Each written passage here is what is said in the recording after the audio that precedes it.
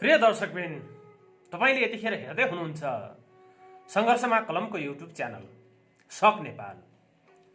अन्तर्मनका भावहरूको बन्न खोज्दै मलम समावेशी आवाज हो यो संघर्षमा कलम भने उद्घोषका साथ नेपाली वाङ्मयको श्रीवृद्धिमा निरन्तर क्रियाशील रहँदै सृजनशील स्रष्टाहरूलाई मञ्च प्रदान गर्दै र अग्रजहरूलाई सम्मान गर्दै अगाडि बढ्ने क्रममा हामीले यो पछिल्लो समय स्रष्टाका सिर्जना मैत्री कार्यक्रम सञ्चालनका लागि यो युट्युब च्यानलका माध्यमबाट विभिन्न स्रष्टा साधकहरूका सृजनशील मनहरूका सिर्जनालाई प्रस्तुत गर्दै मञ्च प्रदान गर्दै उहाँहरूलाई परिष्कृत परिमार्जित गर्नका लागि प्रेरणा प्रदान गर्दै हामीले अगाडि बढ्दै आएका छौँ। यसै क्रममा हामीले विभिन्न स्रष्टा साधकहरूका सिर्जनालाई प्रस्तुत गर्ने क्रममा यतिखेर देशमा कोरोनाको महामारी छ। दोस्रो चरणको महामारी फैलिरहेको छ। दिन प्रतिदिन दिवंगत हुनेहरूको संख्या बढ्दो छ। दैनिक 3 डिजिट भन्दा माथिको संख्यामा मान्छेहरू हताहत भइरहेका छन् कोरोनाका कारणले। कोही बेड नपाएर मरिरहेका छन्, कोही अक्सिजन नपाएर मरिरहेका छन्, कोही उपचार गर्न अस्पताल लैजाँदै मरिसकेका छन्, कोही घुमाउँदै बाटोमा हिँड्दै डुलाउँदै हस्पिटलका बेडहरू कहाँ छन् भनेर खोज्दै डुलाउँदै साधनभित्रै मरिरहेका छन्। यस्तो दर्दनाक अवस्थामा स्रष्टा साधकहरू भनेका सचेत वर्ग हुन्। त्यसैले गर्दा उनीहरूको कलमले सचेतना छर्नुपर्छ। समाजमा अफवाह होइन कि यो महामारीको बेलामा त्रसित भएको मानसिकतालाई कमसेकम स्रष्टाहरूले आफ्ना सिर्जनाका माध्यमबाट भए तापनि यसरी बच्नुपर्छ है, हामी यसरी जोग्नुपर्छ भनेर पहरेदारी गर्नु, साझेदारी गर्नु हामीहरूको जिम्मेवारी हो भन्ने हामीलाई लागेको छ। सोही अनुरूप हामीसँग जोडिनुभएका, हाम्रो सञ्जालमा जोडिनुभएका स्रष्टा साधकहरूलाई हामीले कोरोना सचेतनामूलक सिर्जनाहरू लेख्न आह्वान गरेका छौँ र शनिबारको श्रृङ्खला अर्थात् सरजामको हामीले साप्ताहिक रूपमा हरेक शनिबार प्रसारण गर्दै आएको सरजामको 27औं श्रृङ्खलालाई हामीले कोरोना सचेतनामूलक सिर्जनाका रूपमा प्रस्तुत गरेका छौँ। हाम्रो ध्येय भनेको कमसेकम हामीले यो कोरोना न्यूनीकरणका लागि मानिसहरूमा यो मथिङ्गलमा ओहो कोरोना लागेपछि मरिन्छ रे, ओहो मर्ने भयो भन्ने खालको एउटा जुन त्रासको अवस्था सिर्जना भएको छ त्यसलाई केही कम गर्नका लागि हामीले अवश्य पनि केही पहल होस् भन्ने अभिप्राय हामीले यी सचेतनामूलक सिर्जनाहरू प्रस्तुत गर्दै आएका छौँ। र यसै क्रममा यो बसाइमा मैले हाम्रा नेपाली वाङ्मयका क्षेत्रमा चतुष्पदीय विधा मुक्तक विधालाई निकै माया गरेर रुवायत संरचनामा मुक्तक सिर्जना गर्दै आउनुभएका सर्देय स्रष्टा सूर्य गिरी जीका यो बसाइमा आजको बसाइमा मैले 1 दर्जन मुक्तकहरू लिएर उपस्थित भएको छु। हो, उहाँले आफ्नो जीवनको उर्वर समय बन्दुक खेलाएर बिताउनु भयो, गोली चलाउनु भयो, निशाना लगाउनु भयो। त्यो गोलीले लगाएका निशानाहरूले उहाँले कति सफलता प्राप्त गर्नुभयो त्यो त उहाँको आफ्नो व्यक्तिगत जीवनको जागिरे जीवनको अनुभव हो। त्यो विषयमा त सोध्न बाँकी नै छ।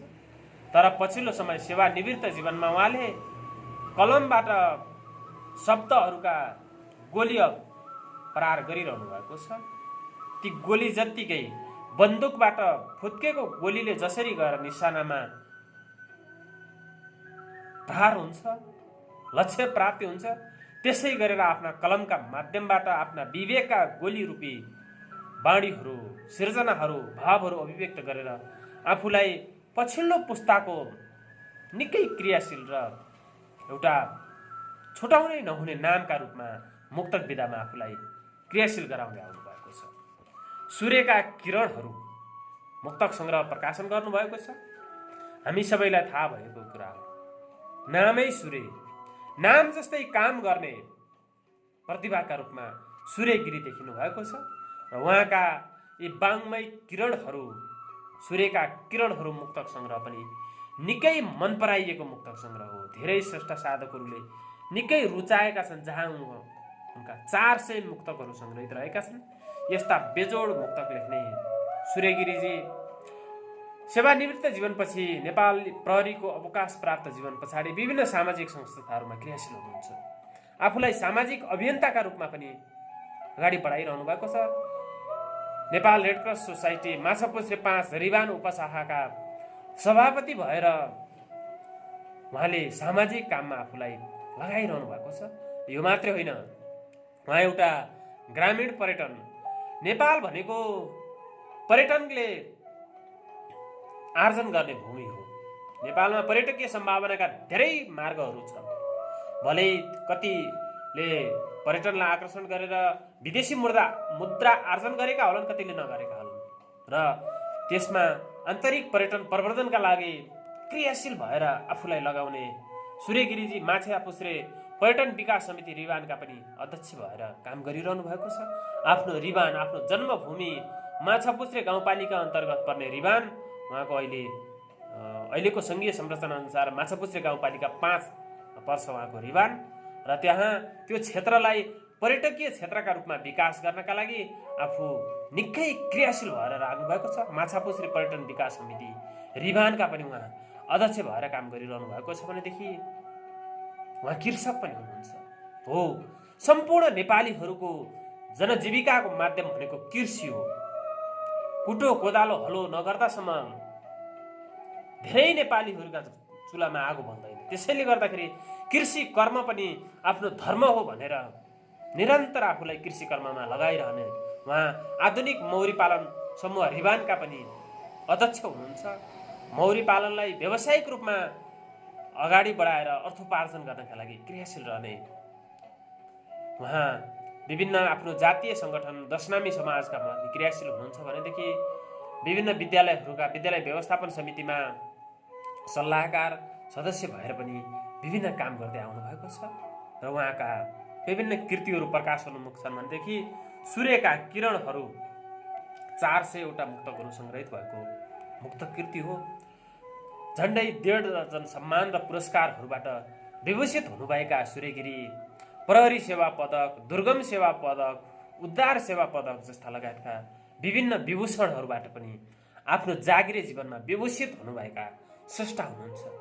र यस्ता नाम जस्तै काम गरेर सूर्य जस्तै तेजिलो चम्किलो प्रकाशिलो उज्यालो भएर आफ्नो जीवनलाई, आजसम्मको जीवनलाई जाजल्यमान बनाउँदै आउनुभएका सूर्यगिरीजीका आजको बसाइमा कोरोना सचेतनामूलक 1 दर्जन मुक्तकहरू लिएर म उपस्थित भएको छु। प्रिय दर्शकवृन्द, तपाईँले यतिखेर हेर्दै हुनुहुन्छ सङ्घर्षमा कलम साहित्य समाजको यो युट्युब च्यानल सक नेपाल, र हामीले सक नेपालका माध्यमबाट स्रष्टा सिर्जनाहरूलाई मञ्च प्रदान गर्दै आइरहेका छौँ। यहाँहरूलाई थाहा छँदैछ हामी 2065 सालदेखि नेपाली वाङ्मयको स्वीकृतिमा निरन्तर क्रियाशील रहँदै आएका छौँ, र पछिल्लो समय यो कोरोनाका कारण हामीले हाम्रा गतिविधिहरूलाई सञ्जालका माध्यमबाट पनि अगाडि बढाउनुपर्छ भन्ने अभिप्रायले यो सक नेपाल युट्युब च्यानल सञ्चालन गरेका छौँ। तपाईँले पहिलोपटक हाम्रो कार्यक्रम हेर्दै हुनुहुन्छ भने कस्तो लागिरहेको छ, सुझाव सल्लाह प्रतिक्रिया दिन नबिर्सनुहोला, र नजिकैको सब्सक्राइब बटन क्लिक गर्न पनि नबिर्सनुहोला। त्यो भयो भनेदेखि हाम्रा गतिविधिहरू, हाम्रा आगामी प्रस्तुतिहरू के रहन्छन् भनेर तपाईँलाई जानकारी गराउन पनि सजिलो हुनेछ। अब कति पनि ढिलो नगरिकन म सूर्यगिरीजीका 1 दर्जन मुक्तकहरू छन्, तिनलाई म क्रमशः प्रस्तुत गर्दै जान्छु। यसरी सुरु हुन्छ मुक्त। खाइरहेको अस्थायी जागिर के हुने हो अझै, यही कुराको लाग्छ मलाई पीर के हुने हो अझै। खाइरहेको अस्थायी जागिर के हुने हो अझै, यही कुराको मलाई लाग्छ पीर के हुने हो अझै। कोरोना महामारी चारैतिर फैलिएको समय आफ्नै भनेको यो ज्यान आखिर के हुने हो अझै। हो, एउटा अस्थायी जागिर खाएर आम नेपालीहरू अस्थायी जागिर खाएर दाल चामलको बन्दोबस्ती गरिरहेका छन्। अहिले कोरोनाले गर्दाखेरि त्यही जागिर पनि बन्द भएको छ। यस्तो बेलामा त्यो जागिर के हुने हो भन्ने एकातर्फ अब पीर छ भने अर्कातर्फ आफ्नै भनेको यो ज्यान पनि आखिर रहने कि रहने होइन भनेर यसरी आम नेपालीहरू दुई ढुङ्गाको तरुल भएर बाँचिरहेका छन्। कस्तो विडम्बना हेर्नुहोस् त, समय कस्तो आयो, कस्तो दर्दनाक आयो।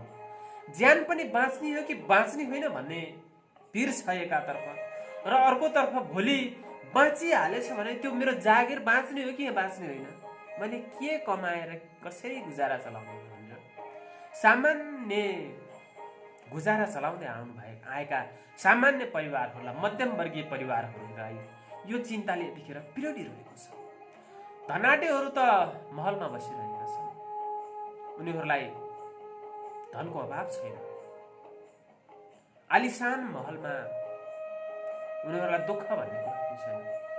र विपन्नहरू जो झ्यालादारी गरेर मजदुरी गरेर कमाइरहेका छन्, गुजारा चलाइरहेका छन्, उनीहरू पनि दिनभरि झ्यालादारी गरेर त्यसले बेलुका बिहानको छाक टारिरहेका छन्।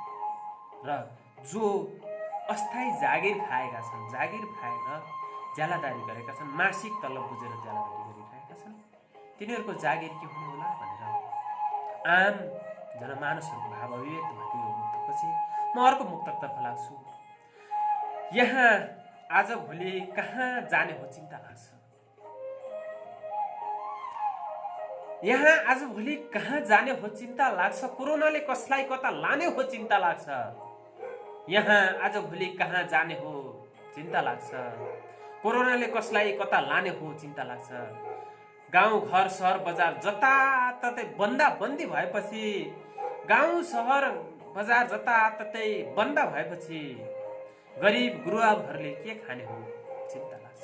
हो यतिखेर बजारमा लकडाउन छ। यो कोरोना आउनभन्दा अगाडि हामीलाई लकडाउन भनेको केही सुनिएकै थिएन। यतिखेर सरकारले दोस्रो चरणको यो कोरोनाको भाइरस देखिएसँगै कास्कीमा हप्ता हप्ता गरेर तेस्रो चरणमा, दोस्रो चरणको तेस्रो हप्तामा लकडाउन बढाइरहेको छ, बन्द छ, बन्दाबन्दी छ। यस्तो बेला गरिब गुरुवाहरूले के खाने होला, घरको अन्न सकिन लागिसक्यो, बजार बन्द छ भने यो भाव अभिव्यक्त भएको मुक्तपछि फेरि अर्को मुक्तकमा लाग्छु। मान्छेले मान्छेलाई सार्न सक्छ, जिन्दगीलाई अधुरो पार्न सक्छ। मान्छेले मान्छेलाई सार्न सक्छ, जिन्दगीलाई अधुरो पार्न सक्छ। कोरोनाको महामारीबाट बच्नुस्, बच्ने रहर हुँदाहुँदै मार्न सक्छ। हो अहिले बच्ने रहर त सबैलाई छ, यद्यपि बच्ने रहर हुँदाहुँदै पनि मार्न सक्छ। त्यसैले गर्दा यो महामारीबाट जोगिएर बाँच्नुहोस्। त्यसका लागि के गर्ने? दूरी कायम राखी भेटघाट गर्न आउनु, मुखमा मास्क हातमा सेनिटाइजर लाउनु।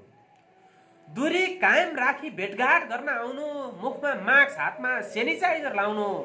कोरोनाले आक्रमण गरिहालेछ भने पनि आत्मबल बढाउनु, पोसिलो खाना पाउनु। हो यदि बाँच्ने रहर त सबैलाई हुन्छ, कथम कथाचित कोरोनाले आक्रमण गर्यो भने पनि दूरी कायम राख्नु, भेटघाट गर्नै पर्यो भने दूरी कायम गरेर भेटघाट गर्नु, मुखमा मास्क लगाउनु, हातमा सेनिटाइजर लगाउनु।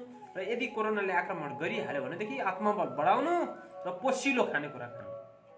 हो अहिले मानिसहरू किन मरिरहेका छन्, संख्या किन बढ्दो छ? कोरोनाले समात्ने बित्तिकै मान्छेहरूको निधन किन भइरहेको छ भन्दाखेरि आत्मबल कमजोर भयो। समाजमा एक प्रकारको अफवाह कस्तो फैलिएको छ भन्दाखेरि यो दोस्रो चरणको कोरोना त एकदम खतरा छ अरे, यो त लाएपछि मरिहालिन्छ अरे भन्ने खालको एउटा भ्रम छ, जसका कारण मान्छेको 20% आत्मबल त त्यो सुनेकै आधारमा यो अहिलेको कोरोना कडा छ अरे, यसले त लाएपछि मान्छे मरिहाल्छ अरे भनेर 20% ऊ त्यसै आत्मबल कमजोर भइसकेको हुन्छ।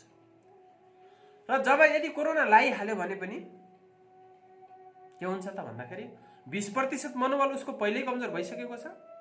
कोरोना लाइहाल्यो भने ओहो मलाई त कोरोना लाग्यो, 30% ऊ होपलेस हुन्छ। हेर्नुहोस् है, आत्मबल उसको 50% माइनसमा गइसक्यो। 20% ऊ अफवाहका कारण त्यसै पीडित बनेको थियो, कथम कथाचित संक्रमण भइहाल्यो, 30% उसलाई ओहो मलाई त कोरोना लाइहाल्यो, अब त म मर्ने भएँ, म बाँचिन। 50% उसको आत्मबल बढिसक्यो। त्यो 50 मा 5%ले मात्रै उसले कम गर्न सक्यो भनेदेखि ऊ बाँच्यो। ऊ 45 तिर उसले आफ्नो आत्मबल बढाएर 55 तिर पुर्यायो, म आफू बाँच्न सक्छु भन्यो भनेदेखि उसको सकारात्मक चिन्तन हुन थाल्छ, सोच हुन थाल्छ, उसले क्रमशः कोरोना जित्दै जान्छ। 50% ऊ होपलेस भइसकेको छ, ओहो मलाई त कोरोनाले मार्ने पो, अक्सिजन पाइएन, बेड पाइएको छैन, उपचार गर्ने एम्बुलेन्स पाइँदैन, मर्ने भए भन्न थाल्यो भनेदेखि ऊ 55% तिर गयो भनेदेखि उसको आत्मबलले उसलाई लग्यो, कोरोनाले उसलाई जित्यो। उसले कोरोना जित्ने होइन कि उसले कोरोना जित्छ, कोरोनालाई उसले जित्छ। यसैले गर्दा हामीहरूले कथम कदाचित कोरोना लगाइहालेछ भने पनि मैले कोरोनालाई जित्छु, एउटा सामान्य रुगाखोकी एउटा भाइरस हो, सरुवा भाइरस हो र यसलाई म जित्छु भन्ने आत्मबल बढाउनुपर्छ र घरमा बसेर पोसिलो खानेकुरा खानुपर्छ। यसै गरी उहाँका मुक्तकहरू म सुनाइरहेको छु र अर्को मुक्तक छ, कोरोना भाइरस फैलियो कति कति ख्याल राख्नु, अरूको लहै लहैमा बिग्रेला है मती ख्याल राख्नु। कोरोना भाइरस फैलियो कति कति ख्याल राख्नु, अरूको लहै लहैमा बिग्रेला है मती ख्याल राख्नु। रोग भोकले धमाधम मर्दैछन् मान्छे हिजो आज, रोग भोकले धमाधम मर्दैछन् मान्छे हिजो आज, रोकिएला आफ्नै शरीरको गति ख्याल राख्नु। हो, मान्छेहरू रोग र भोकका कारणले धमाधम मरिरहेका छन्। यस्तो बेलामा हामी सचेत हुनुपर्छ, सचेतना अपनाएर आत्मबल बढाएर पोसिलो खाना खाएर आफ्नै शरीरको गतिहरू जुनसुकै बेला रोकिन सक्छ त्यो गति रोकिन दिनु हुँदैन, हामी सचेत हुनुपर्छ भनेर आह्वान गरियो मुक्तकसँग। फेरि अर्को मुक्तक, जब शरीरमा घात अन्तिम हुनेछ तब घरमा सुत्ने रात अन्तिम हुनेछ। जब शरीरमा घात अन्तिम हुनेछ तब घरमा सुत्ने रात अन्तिम हुनेछ। जुन बेला लैजान्छ कोरोनाले मलाई हजुरसँग बोलेको बात अन्तिम हुनेछ। कोरोनाले लैहाल्यो भनेदेखि तपाईसित म बोलेको बातै अन्तिम हुनेछ, त्यही भनेर चित्त बुझाउँ। फाटेको मन सिलाएर बचाऊ, साथमा साथ मिलाएर बचाऊ। रोगीलाई न औषधि न अक्सिजन छ, आत्मबलको चक्की बिलाएर बचाऊ। हो, यो बेलामा जे जस्तो दुश्मनी भए तापनि, वैरभाव भए तापनि, मारामार काटाकाट भए तापनि साथमा साथ हातमा हात मिलाएर मन मिलाएर बाँचौँ। किन त भन्दा रोगीलाई यतिखेर न औषधि छ न अक्सिजन छ। राज्य छ, यो राज्यका हामी नागरिक हौँ, सरकार पनि छ, लेयरको 3 लेयरको सरकार छ। स्थानीय सरकार छ, प्रदेश सरकार छ, केन्द्र सरकार छ। सरकार त 3 पत्रे सरकार छ। मन्त्रीहरू छन्, मुख्यमन्त्रीहरू छन्, सभामुखहरू छन्। ल हेर्नुहोस् त, गाडीहरू हल्लाएर, गाडीमा झन्डा हल्लाएर हिँडिरहेका छन्। तर जनताहरू यहाँ भोक बोकै छन्। उनीहरूका लागि अस्पतालमा बेड छैन, अक्सिजन छैन, मरेपछि लास जलाउने ठाउँ घाट छैन, जिउँदो हुँदा गाँस छैन, मरेपछि जलाउने घाट छैन। यो देशका यी गल्ली गल्लीमा झन्डा हल्लाउँदै हिँडेका मन्त्रीहरूको के काम भयो? कस्तो देशका नागरिक भयौँ हामीहरू? हेर्नुहोस् त, यस्तो बेलामा हामी आम नेपालीहरू मिल्नु छ, मिलेर हातमा हात साथमा साथ मिलाएर अगाडि बढ्नुपर्छ। त्यो भयो भने हामीले यस्ता परिस्थितिहरूलाई, विषम अवस्थाहरूलाई जित्न सकिन्छ भन्ने भाषा अभिव्यक्त भएको यो मुक्तकसँग फेरि अर्को मुक्तक, धेरै धेरै धन्यवाद छ काल तलाई पनि, दिन्छु यो ज्यान जलाउन सलाई पनि। धेरै धेरै धन्यवाद छ काल तलाई पनि, दिन्छु यो ज्यान जलाउन सलाई पनि। तैँले भने जस्तो हुनेछ दुनियाँ रोइदिँदा, तैँले भने जस्तो हुनेछ दुनियाँ रोइदिँदा, आइजा ए कोभिड लैजा मलाई पनि। यस्तो यो विशृङ्खल समाजमा विशृङ्खल गतिविधिहरू देखेर जनताहरू रोग भोग र शोकले प्याक मरिरहेका छन्। हाम्रा देशका राजनेताहरू कुर्चीका लागि संसदलाई ओछ्यान बनाइरहेका छन्, रामरमिता देखाइरहेका छन्। सरकार यतिखेर अक्सिजन, अस्पताल, क्वारेन्टाइनका लागि होइन, सरकार त चुनावको तयारीमा छ। कहिले हो अब चुनाव घोषणा भयो अरे? हामीले त्यस्तै सुन्यौँ। हिजो प्रधानमन्त्रीको दौड चलिरहेको थियो, बहुमत पुर्यायौँ, हाम्रा पनि बहुमत भयो भनेर रामरमिता देखाइरहेका थिए। मध्यरातमा फेरि अर्को रमिता भएछ। सधैँ यस्तैको हो। आज शनिबार, हिजो मध्यरातमा रामरमिता भयो, न अदालत न कानुनी प्रक्रिया। भोलिसम्म जाँदाखेरि अर्को रामरमिता हुन्छ। यस्तो बेलामा यो कोरोना बरु यो दुनियाँ देखेर यो मथिङ्गललाई त्यसै भार बनाएर बाँच्नभन्दा बरु आएर लैजान, टपक्क लैजान। घरिघरि त यो देशको राजनीतिक दुर्गन्ध देख्दाखेरि पनि वाक्क लाग्छ र बरु यही कोरोनाले आएर लैदियो हुन्थ्यो भन्ने भाव अभिव्यक्त भएको यो मुक्तकपछि फेरि सूर्य गिरिजीका मुक्तकहरू आजको बसाइमा मैले 1 दर्जन सूर्य गिरिजीका कोरोनासँग सम्बन्धित मुक्तकहरू प्रस्तुत गरिरहेको छु र यसै गरी अर्को मुक्तक कसैलाई रोग कसैलाई शोक भएको छ मान्छेलाई एकैचोटि सबै थोक भएको छ कसैलाई रोग कसैलाई शोक भएको छ मान्छेलाई एकैचोटि सबै थोक भएको छ कोरोना भाइरस रोक्न लकडाउन भएपछि श्रमिकको मृत्युको कारण भोक भएको छ हो यतिखेर जनताहरूलाई ती शोषकहरू ती सामन्तहरू जसलाई हामीले मतदान गरेर त्यो जनताको आँसु रगत र पसिनाको कमाइबाट तलब भत्ता खुवाउने त्यो गाडीमा झन्डा हल्लाएर नेपालको झन्डा हल्लाएर हिँड्ने बनायौँ तिनीहरूलाई त आफ्नै जोड घटाउमै ठिकै छ तर जो मजदुरी ज्यालाबारी गरेर बाँचिरहेका छन् उनीहरूलाई रोग पनि एकैचोटि शोक पनि एकैचोटि भोक पनि एकैचोटि भएको छ यता सरकारले घरभित्र बस भनेको छ आफू कुर्चीका लागि लडेको छ केही तयारी गरेको छैन र यसै कारणले गर्दा श्रमिकहरूको मृत्यु भइरहेको छ जानी नजानी कुनै नराम्रो गरिएछ भने कोरोना महामारीमा परिएछ भने जानी नजानी कुनै नराम्रो गरिएछ भने कोरोना महामारीमा परिएछ भने मेरो गल्ती कमजोरी सबै माफ गरिदिनुहोस् मेरो गल्ती कमजोरी सबै माफ गरिदिनुहोस् भेटघाट नभई अकालमा मरिएछ भने हो आज जनताहरूले यस्तै भन्नुपर्ने अवस्था आएको छ खोइ बाँच्ने मर्ने ठेगान छैन यदि भेट नभइकन मरिएछ भने पनि मलाई माफ गरिदिनु होला मैले के कमी कमजोरी मेरा हिजो जे भए कमी कमजोरीहरू त्यसलाई माफ गरिदिनु होला हो एउटा सचेत स्रष्टाले भन्ने एउटा साधकले भन्ने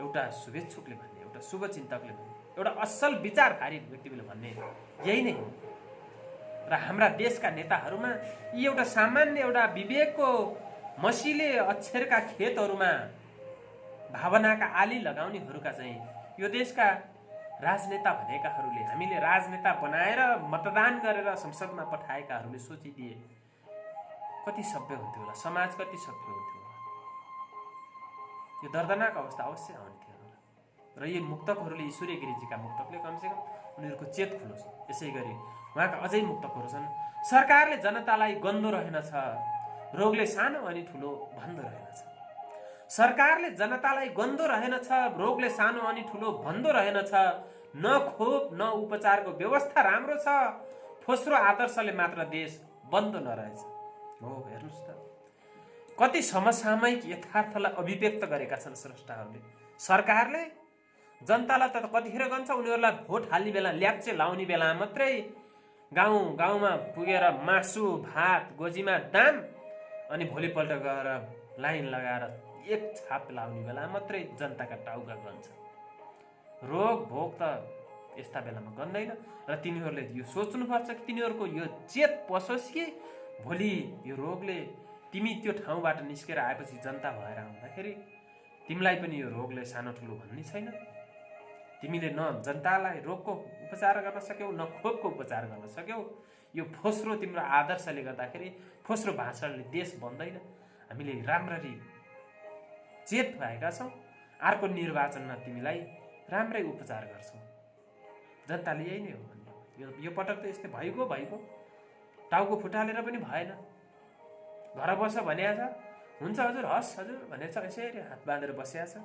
सरकारले राम्रो मिता गरिरहेछ अर्को पटक तिमीलाई त्यहाँ नपठाउँला त्यही हो जनताले गर्न सक्ने त त्यही नै हो यसै गरी यी सूर्य गिरिजीका कोरोना सचेतनासँग कोरोनासँग सम्बन्धित रहेका एक दर्जन मुक्तक मध्ये म अन्तिम मुक्तकमा आइपुगेको छु र अन्तिम मुक्तक यसै सुरु हुन्छ कोरोना भाइरस रोग गोड्न सकिन्छ र सत्ता मोहको त्यो मन मोड्न सकिन्छ र कोरोना भाइरस रोग गोड्न सकिन्छ र सत्ता मोहको त्यो मन मोड्न सकिन्छ र सरकार रोग भोकले पीडित छन् जनताहरू कुर्सीको फेहोरी खेल छोड्न सकिन्छ र हो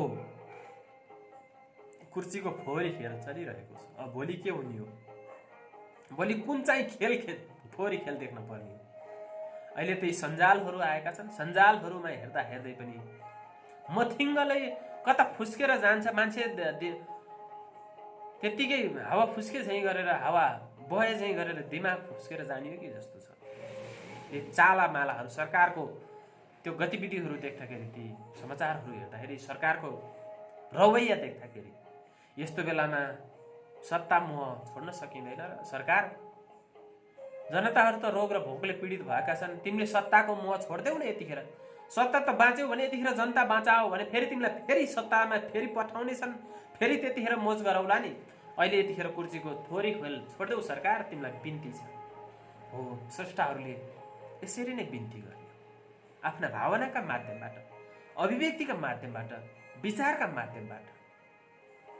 हो, मान्छेमा विचारमा बुद्धिमा बिर्को लगाएपछि त जनताको यो चित्कार आवाज कसले सुन्दिने?